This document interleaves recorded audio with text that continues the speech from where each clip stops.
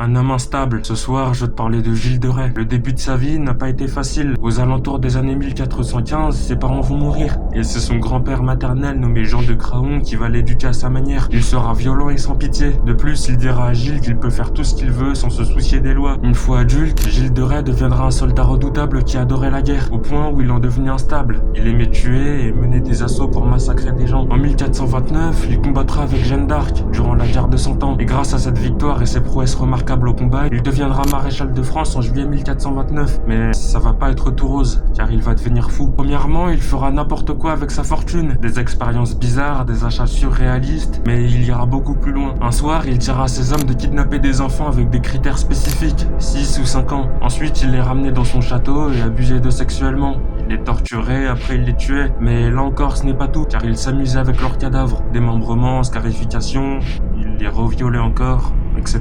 Pour conclure, Gilles de Rais sera jugé et condamné à mort en 1440 pour ses actes horribles. Au total, certains historiens estiment qu'il aurait abusé d'une centaine d'enfants pour son plaisir personnel. Mais bon, dis-moi ce que t'en penses en commentaire.